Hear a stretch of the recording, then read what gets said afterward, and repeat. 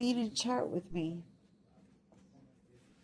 I'm just putting on gloves because I'm going to get some thrift store finds clean.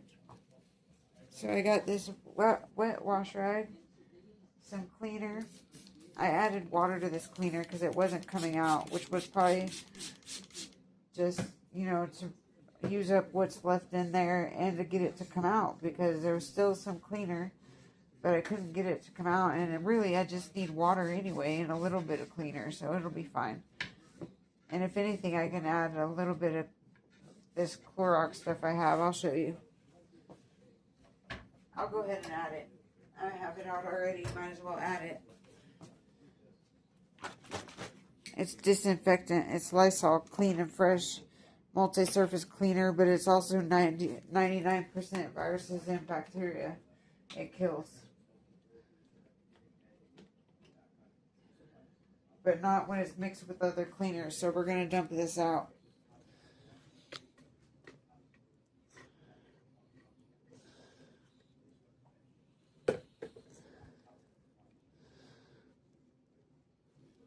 This is apple seeds. I'm going to plant them tomorrow. I just had them in here getting moisture on them for the day.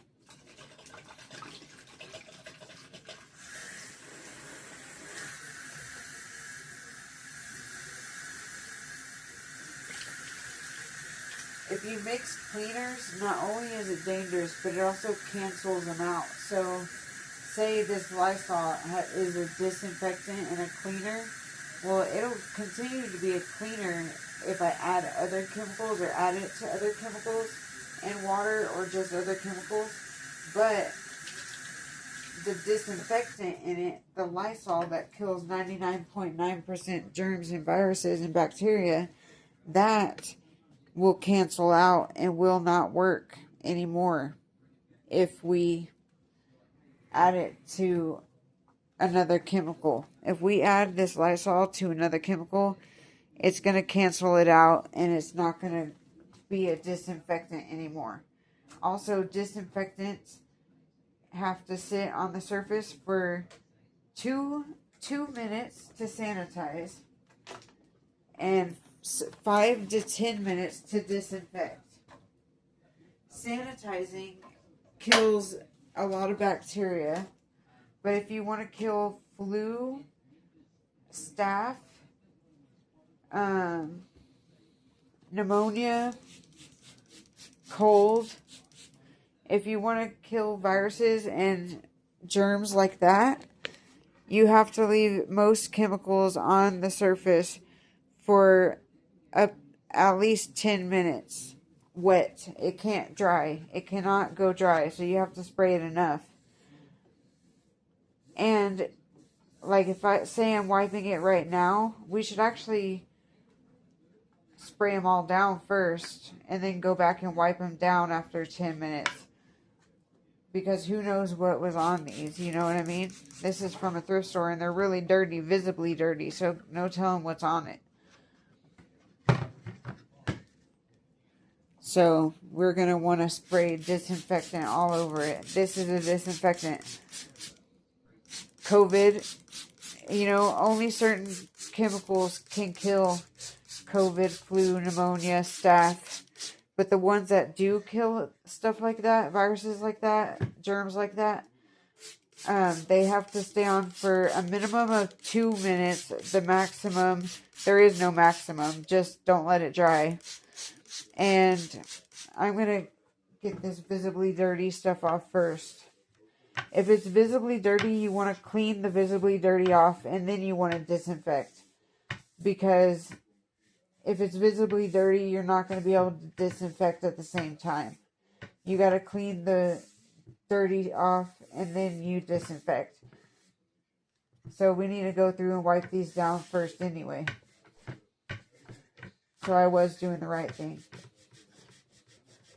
Because we need to get the grime off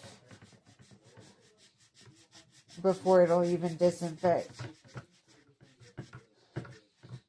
These are dirty, gross. Look at that. Ugh.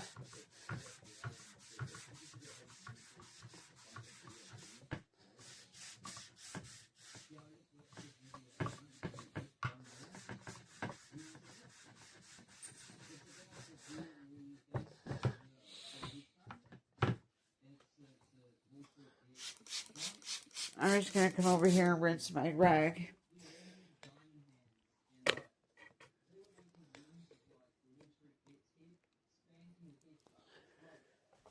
With hot water. Get this dish out of here. There's 1 spoon. I need to get it out of here. But I don't want to put it in the left until it's rinsed.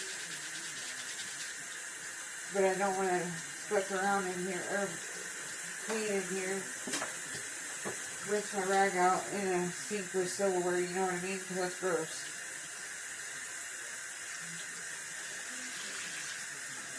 This is hot water I'm trying to get started here. And it's getting hot.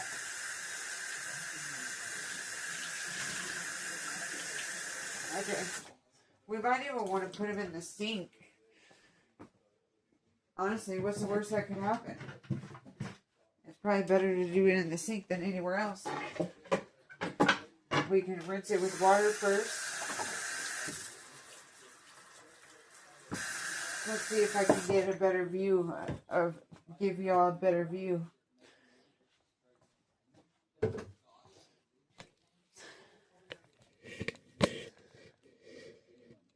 I don't want this to fall in the sink.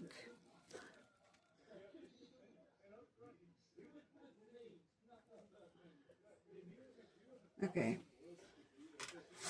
Let's just put this in the dishwasher because it's dirty. I'm trying to clean this too, but I'm not going to right in a second.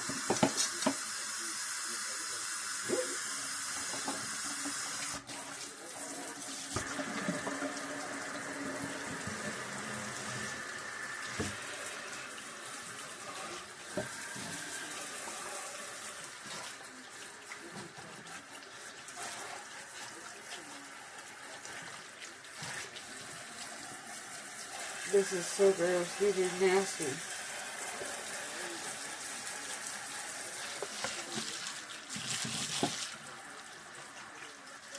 Where they were, maybe they were hanging up outside somewhere. That's what it looks like. So I'm going to get some hot water over here. Can y'all see this?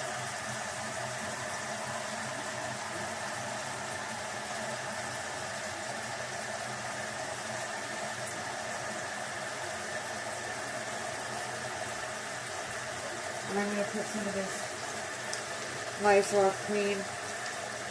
It says 1/4 cup to clean per gallon of warm water to disinfect pre-clean surface. So we can use this to clean, or we can use soap. Use full strength or dilute 1 fluid ounce with 5 fluid ounces of warm water, so 1:5 ratio. Apply to surface with cloth, sponge, or mop, or trigger spray until visibly wet. To sanitize, leave for 60 seconds before wiping. To disinfect, leave for 6 minutes before wiping. To control mold and mildew, apply a pre-cleaned surface. Let surface remain visibly wet for 3 minutes and then allow to air dry. Repeat application at weekly intervals or when mold and mildew growth appears. For surfaces that come in contact with food, use only on hard, non-porous surfaces and rinse thoroughly with potable water. Do not use on eating, cooking utensils, glasses, dishes, cookware, unfinished, oiled or waxed wood floors, or painted surfaces. Test a small inconspicuous area first. Rinse bathtub, shower surfaces with water after using product. Oh shoot. Okay, this rag doesn't need to be in there. I'm just going to add some of this.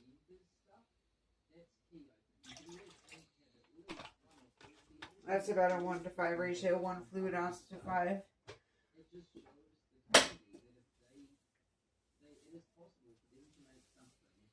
I'm going to put this in the dirty rags. This isn't my rag, is it? No, mine's over there. This is from earlier.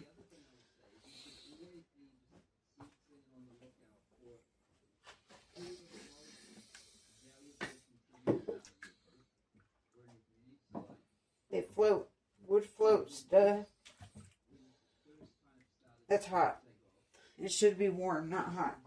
But what can you do? We're not perfect.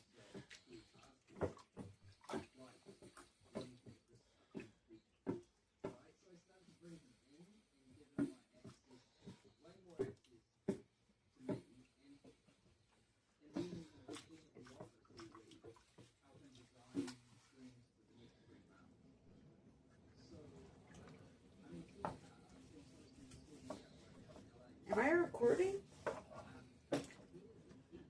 Yes, okay. Just making sure. So how are y'all doing? What's y'all's goals for this week? What do y'all want to accomplish this week? Let's talk about it in the comments. If I see that anybody comments, I'll for sure respond. If I can figure out how. I've gotten a couple comments and I've responded, so I'm sure I can. I've done it before.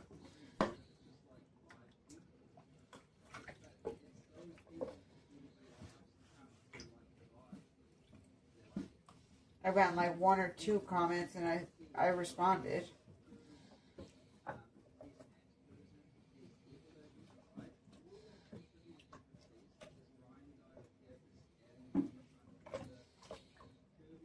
I didn't realize I'm going to have to clean the ropes too, the twine.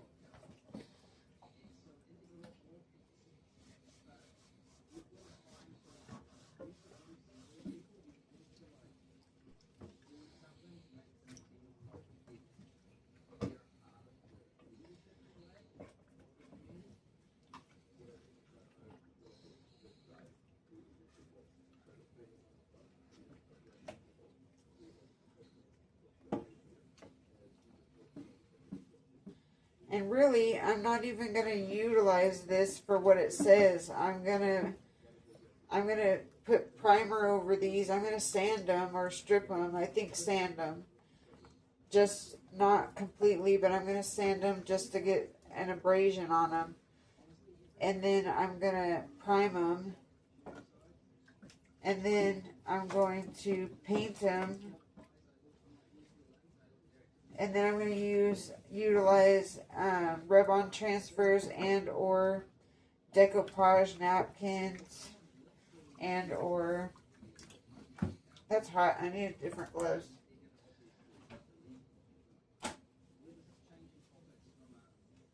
And or do stenciling and or reverse laser jet print transfer.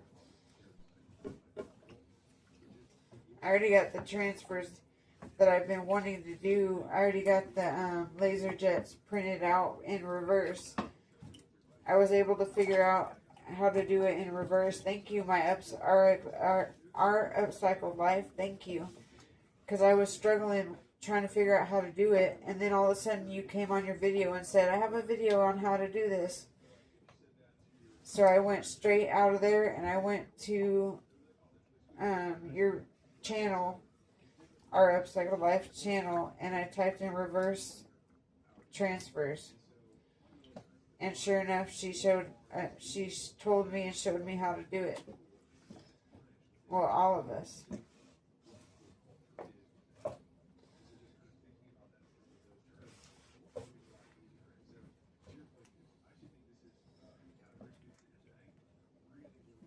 She showed us all how to do it. Not just me, everybody. And that's totally fine with me, because everybody should know how to do it. It's a great skill to learn. I haven't done it yet, though. I got the medium to do it. I'm not going to use Mod Podge.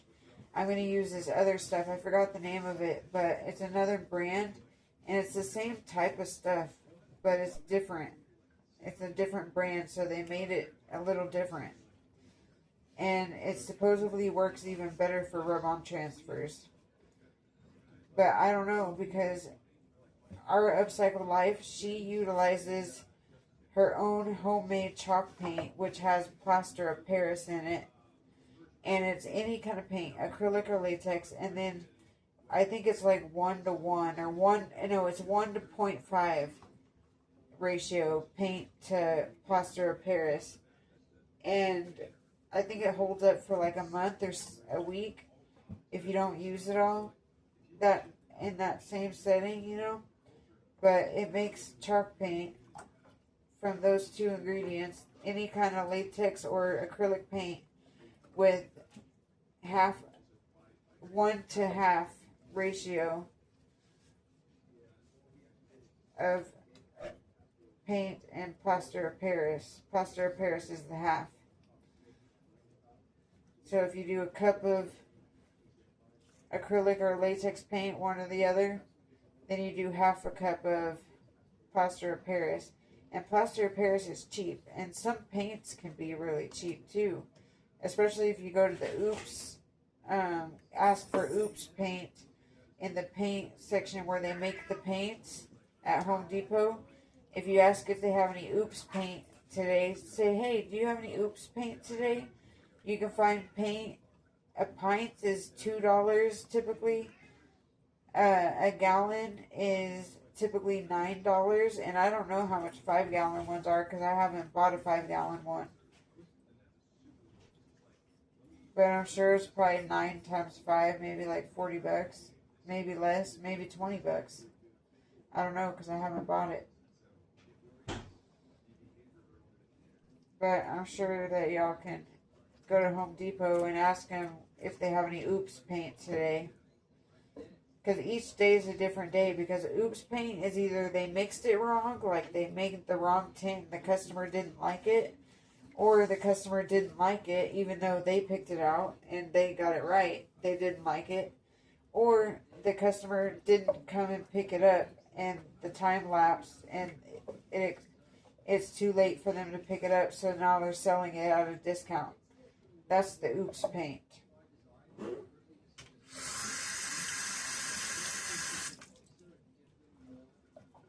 So that's Oops paint. I get pints for $2. I got a really pretty green, and it's just house paint. But you can make chalk paint out of house paint with plaster of Paris. And even if you don't, as long as you prime the surface and you then paint it afterwards with a nice brush. I mean, you can. There's nice brushes for 50 cents or $1, you know. So you don't need an expensive brush. I mean, some expensive ones are really good brushes, but if you don't have the money for an expensive brush, you don't have to buy one. But if you have the money for it, why not? If you don't need the money for something else, you know. But you can get just as good of a paintbrush for 50 cents or $1, depending where you're at. And you know what? I'll tell you why not. Why not buy an expensive paintbrush? Because you can if you know the business, the owner, who's profiting, what they're doing with the money. Are they giving back to the community? Are they donating proceeds, any of the proceeds to help with homelessness or poverty? You know, are they building housing? Are they philanthropists or not? What are their mission? What is their values? That's what you should determine whether you're going to pay expensive for a brush or not. Not really how good a quality it is, but how good a quality is the person or the business that stands behind it. That's what we should be worried about. Because if the person or business doesn't believe in philanthropy and giving back to the community, and if they do not help end poverty, yet they profit millions or billions of dollars, then that's wrong. You know, I think that should be illegal, and it might be illegal. I don't really know, but it should be. It might be. You know what I want to get on the ballot? I want to get on the ballot. I got to get a bunch of petitions. I got to go to this city council meeting and ask how to do this, actually. But I want to get on the ballot, not me on the ballot, but get a law on there to see if anybody's willing to, if majority's willing to vote yes, to have a percentage of some tax, whether it be property tax or income tax or license plate tax. You know what I mean? You know, see where I'm getting at? Driver's license tax, or sell like a brand new license plate tax and come out with a new design where all the proceeds go towards helping end poverty by helping build affordable supportive housing and manage the supportive part of the program and help to pay for the cost of living for these people, because coming right off the streets, people don't have money to be paying their rent. They don't have money to be paying the utilities. They don't have money to be paying anything for food. They get food stamps, hopefully, you know. But even if they get a job coming right off the streets, which is unlikely, but if they do, which more power to them if they do, that's great. They're blessed. All of us are blessed. But anyways, if somebody does get a job, they should be able to keep and save 100% of that money. People in my affordable supportive housing program idea shouldn't have to pay anything until they've stayed in the tiny home affordable housing house for a year. Then if they're employed or have SSI or SSDI or any sort of income, then up to like 15% or something like that of their income could be put towards utilities, rent, all that. And that money will go back into the organization and help fund the expansion of the affordable supportive housing program. But if I can get it on the ballot, like go to city council or the county council and learn the process of getting something like that on the ballot to get voted for, I'd have to get a petition to see how many people are actually interested on seeing that on the ballot of valid signatures that are registered voters and citizens of the U.S. And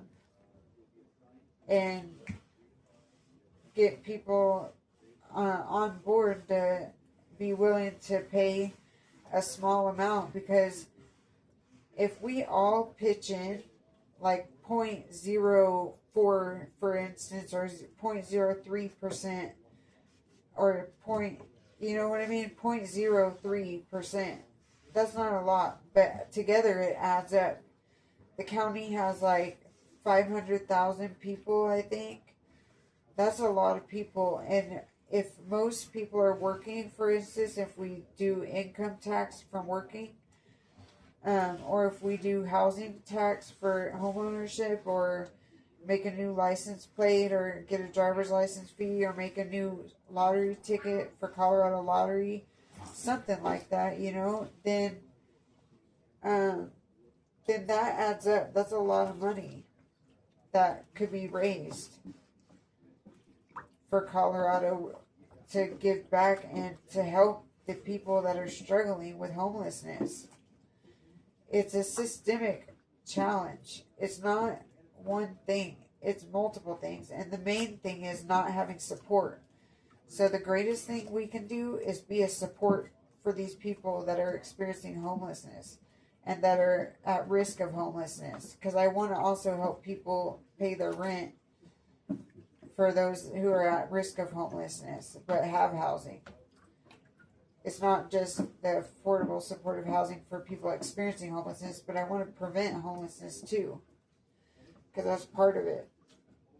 And I want to also have funds go towards our advocacy program, because people are fighting for SSI and SSDI on their own, and they need help to be able to advocate for themselves and research laws and be able to defend themselves, because not even a lawyer doesn't always know everything, okay?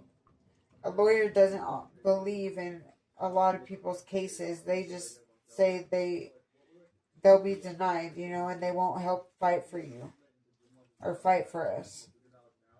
And that's why I've never utilized an attorney, because they never believe in what I'm saying. Even though I have statutes and laws right in front of us showing that what I'm saying is true.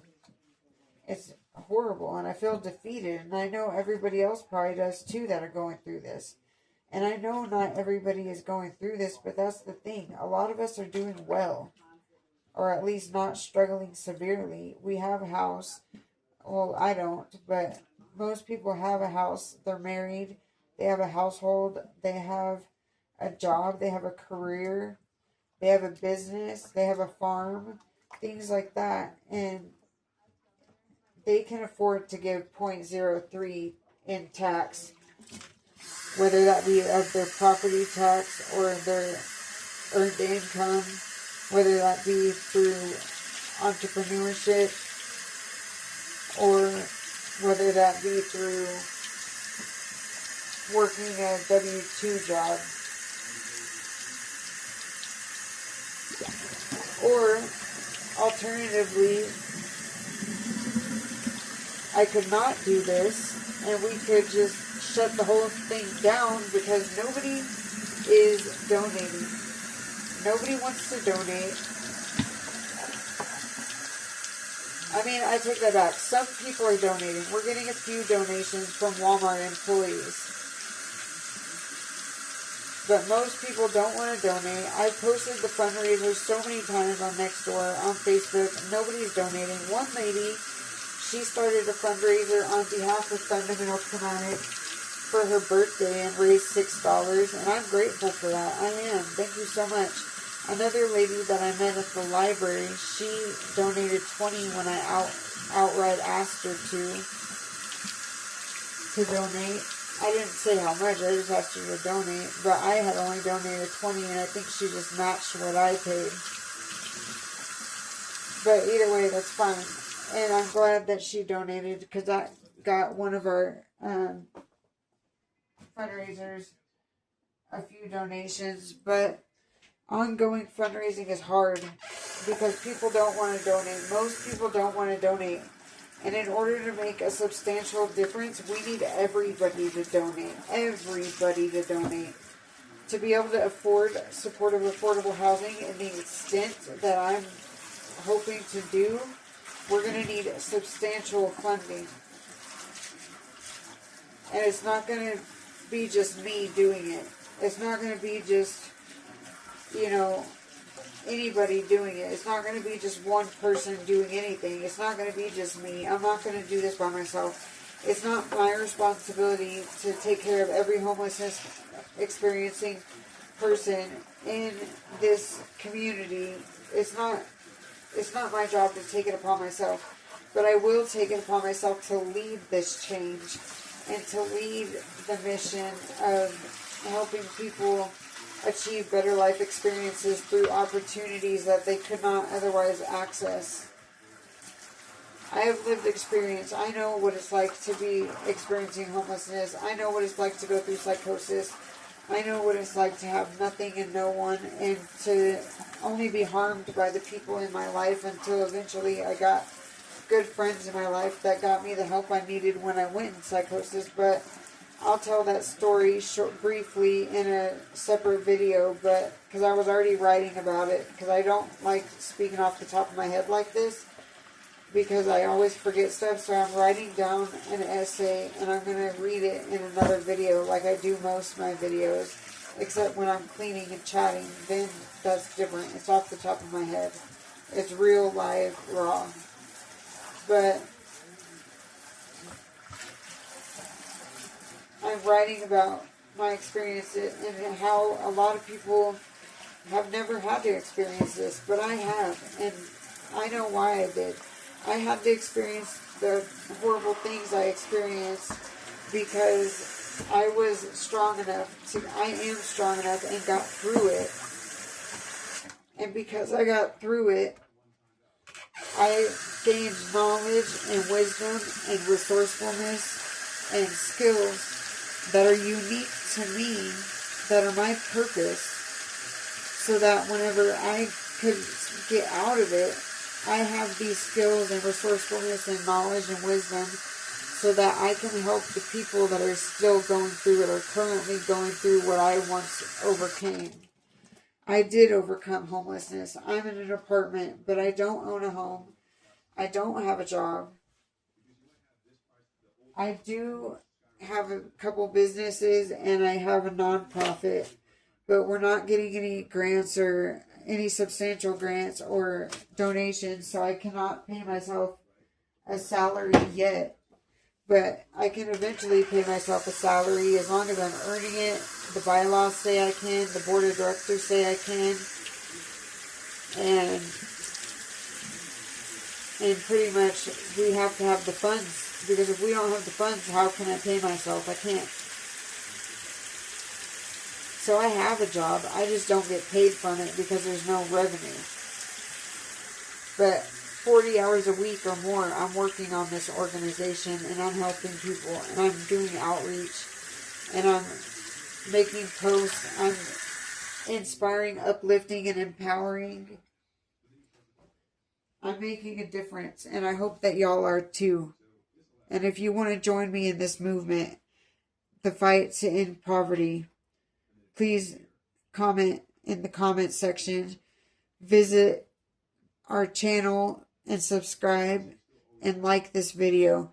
When you like this video and you subscribe, you definitely help me, because if I get 1,000 subscribers in a year, and if I get 4,000 watch hours in a year, then Fundamental Chromatic and Chelsea Kramer / Camille Smile Inspires channel will become monetized. And then whenever additional videos come out or the old videos get liked, more subscriptions, more people engage in our channel and our videos, then we'll start earning money from YouTube. And it costs nothing to you to support our channel.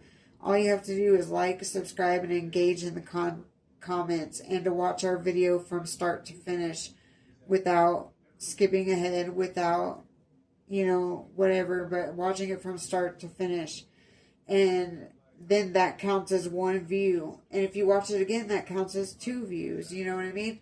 But if another person watches it from start to finish without fast forwarding it, that counts as another view. And once we get 1,000 subscribers and 4,000 watch hours, viewed hours, then we'll become we can be invited to be monetized. And of course, if we get invited, I will accept it. But I need help building my channel, please. So comment and let me know what you think about this. Let me know your goals. Let me know some ideas or advice you have for me with fundraising and grant writing and running a nonprofit. Please help me understand what struggles you have. If you are going through any challenges that you need help with, I'd be happy to help do some research and find some resources for you and even connect you to those resources. I can help with Medicaid applications, SNAP applications, aka nutrition assistance. I can help with Medicaid waiver applications, the buy-in program, working disability on Medicaid program.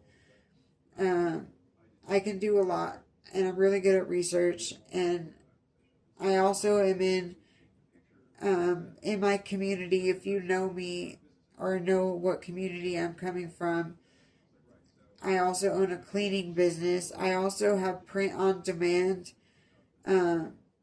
products under Camille Smile Inspires on Printify.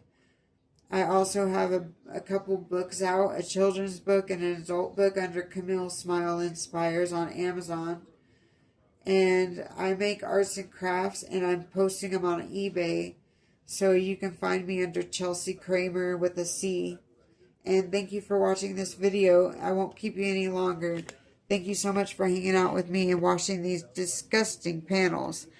But I never told you what I'm going to do with them. I'm going to totally deck them out and do a multicolor. I might even take them off the rope, and make them separate plaques because they're solid wood. So I can sand it, paint it, or, sand it to the bone or strip it and then stain it. I want to do stencils, decoupage. I want to do, mixed media art. I want to do at least one mixed media art where I add wood pieces, where I add scrapbook paper, where I add maybe sequins or glitter. I don't have any sequins, though. I need to get some. Where I add just anything, 3D stuff. Who knows? I can go to the library and use a 3D printer, or, use the wood that's in my vehicle and take it to the library after I cut it smaller and utilize their laser cutter engraver and cut out whatever I want. I can also UV print on these. I can UV print on these at the library here. Alright, thank y'all so much for y'all support. Thank you, and I love y'all. Bye.